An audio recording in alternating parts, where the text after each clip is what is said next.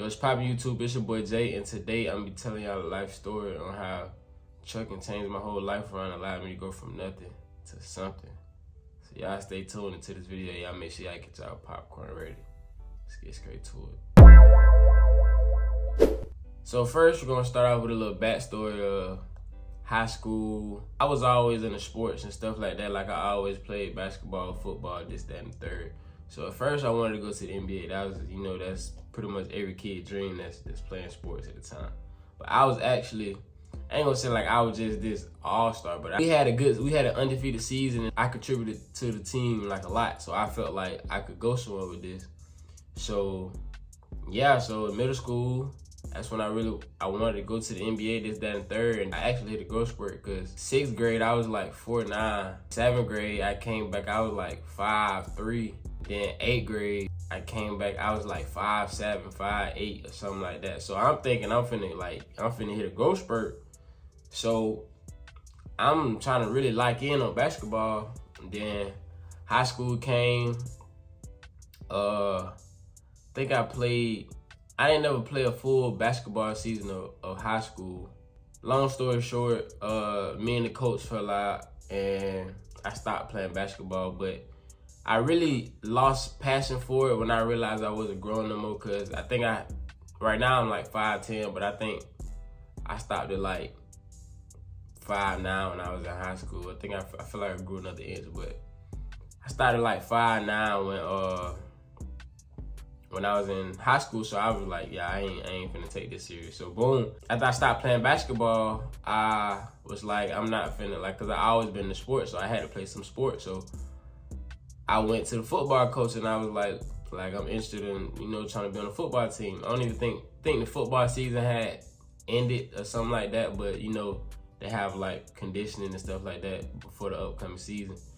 So started talking to the coach, this, that, and third, and I was out there playing, and like I felt love for it because I played football before, but I only played rec. I ain't played middle school. I played straight basketball in middle school, but I played rec football, and yeah, so I regained all the love for it and this, that, and third. So, and then I started really like taking it serious. Like I think my 11th grade year, I didn't get to play my 11th grade year because of COVID. So we had to take that year off.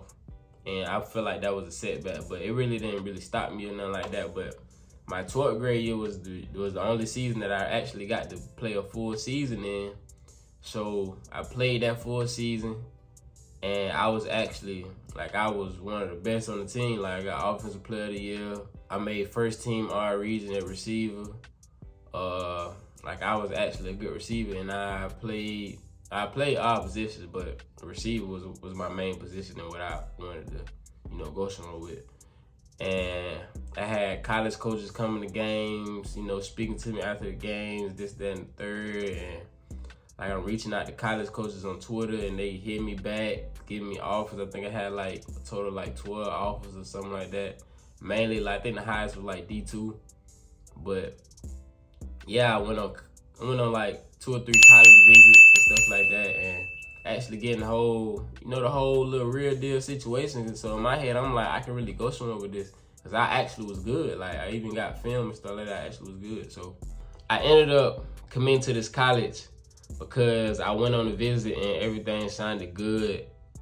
And it basically told me everything I wanted to hear, the type of offense they was running, and the way the facility looked, the type of jerseys, the jersey number I was gonna get, like everything lined it up pretty good. So at the visit, he told me like everything was gonna be paid for, this, that, and third, and he didn't really tell me like I would have to pay for something when I got there. So I get there and he tell me that I had to pay like $1,700 out of pocket. In my head, I'm like this ain't what you were telling me at the visit and stuff like that. So off real, I'm like, nah, I'm finna I don't know what I'm gonna do, because I mean, this is what I wanted to do, and I already done got to the school and done moved in and this, that, and the third. So in my head, I'm like, I don't really know. So I ended up just staying at the college or whatever, staying with my major or whatever. I majored in business, and really didn't do too much the first year. I mean, I enjoyed the college experience, and I feel like everybody should get that experience. I feel like that part of my life was needed.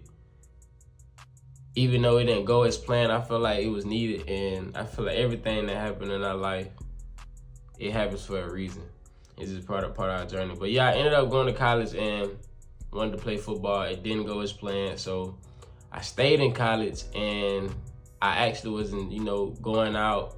I went to college with my girlfriend. I was going out, and like we had a whole little clique, a whole little crew, and we was all like always going out. But the only thing I didn't like was my money was always tight. I ain't gonna say it was tight because I was like doing what I had to do to keep some money in my pocket, basically. And then I ended up getting a school refund check. So I had a school refund check. I ended up putting some of the school refund check on a clothing brand. So I was selling some clothes. So I wasn't broke, but it was only a matter of time for that money to run out because I ain't have no big lavish clothing brand. I had, a little couple people buying it here and there.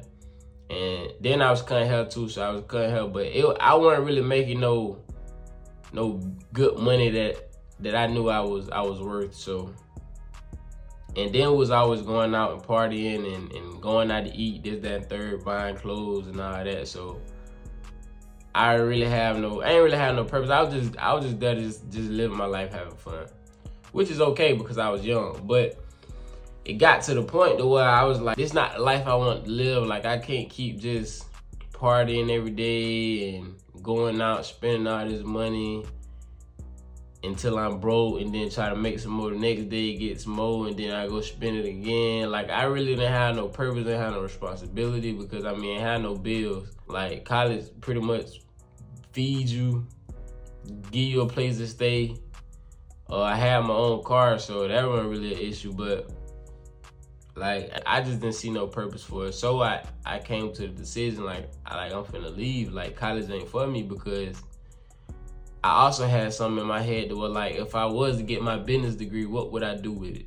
And I really didn't know what I would have did with it. Like, it wouldn't have been nothing that I could have done with it that I would have actually enjoyed and wanted to do for the rest of my life. So I came to the realization, like, college ain't for me and I gotta get out of here. So I ended up telling my girlfriend. Of course, my girlfriend, she got the mindset of like, we came in this together and I don't want you to leave and did that and third. But me, I just had a bigger picture of everything. Like, I just knew everything was gonna work out. I didn't necessarily know what I wanted to do. Like, I didn't 100% know that I wanted to get my CDLs and start trucking this, that, and third. So I just was like, something gonna work out. And yeah, so I ended up telling my mom.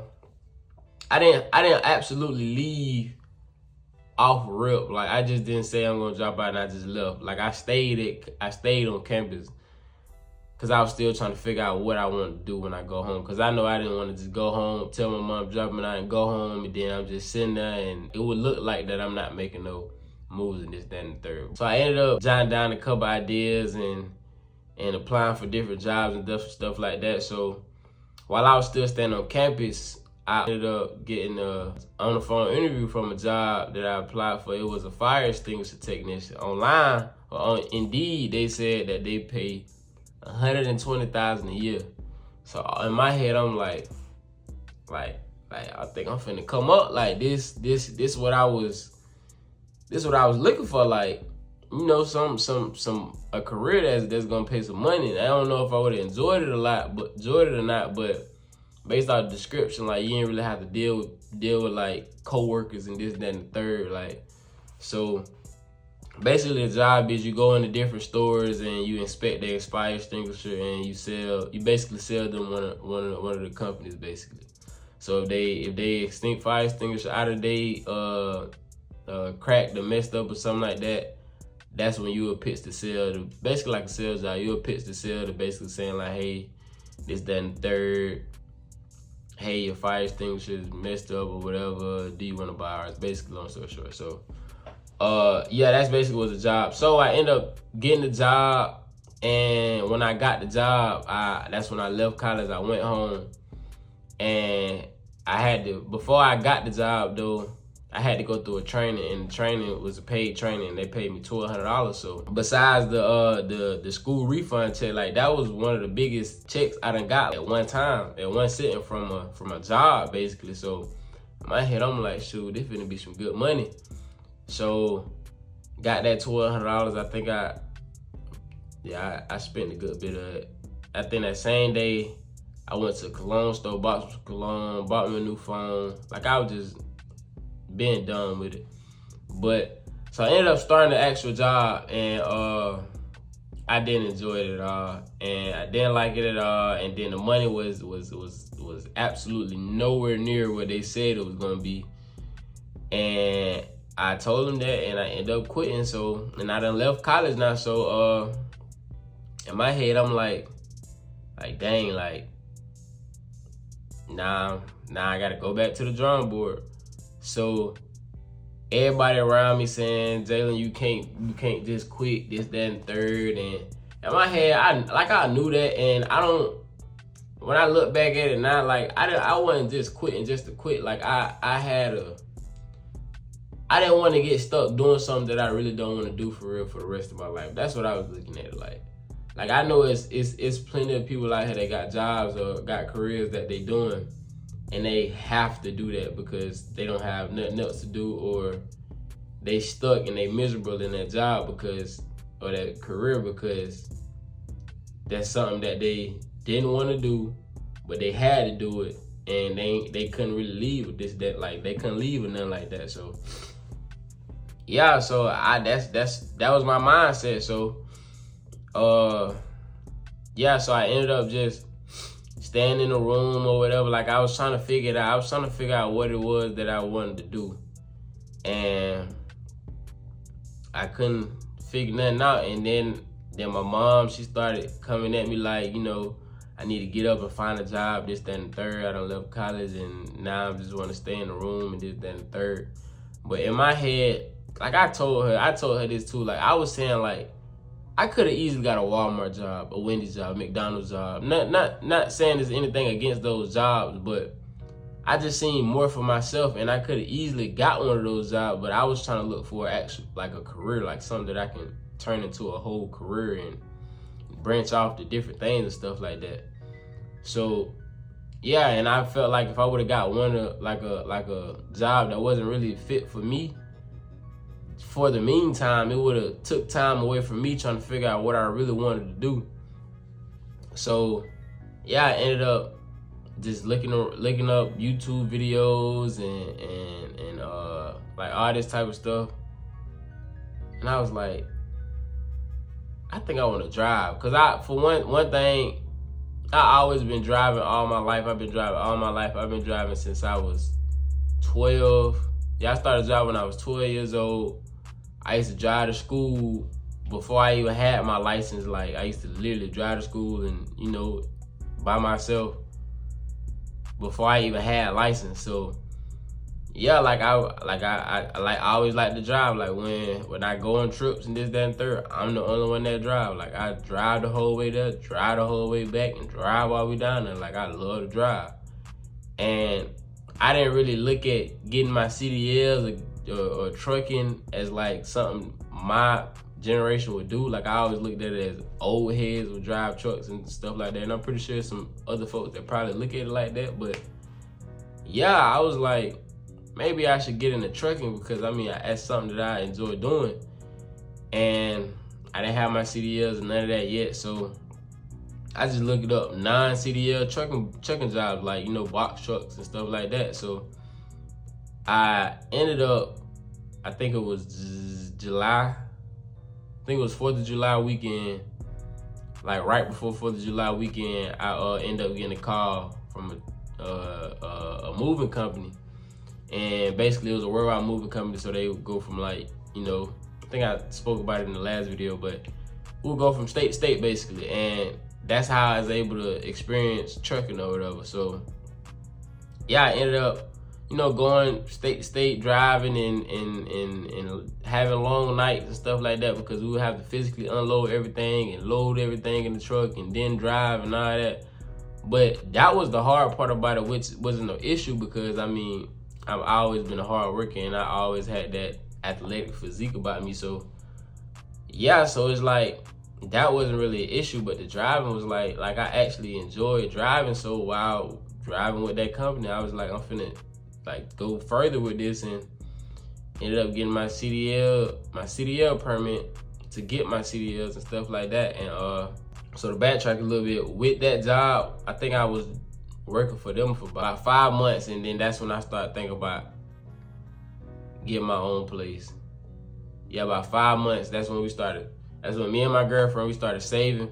And I was like, we finna get our own apartment. So yeah, it wasn't even long into the trucking game to where I, started opening up my mind to you really can, cause if you would've, like a year ago, I wouldn't even say a year ago, but yeah, I say a year before that same time period that I thought about getting an apartment, I would never see myself even thinking about getting an apartment. I was in college just living life.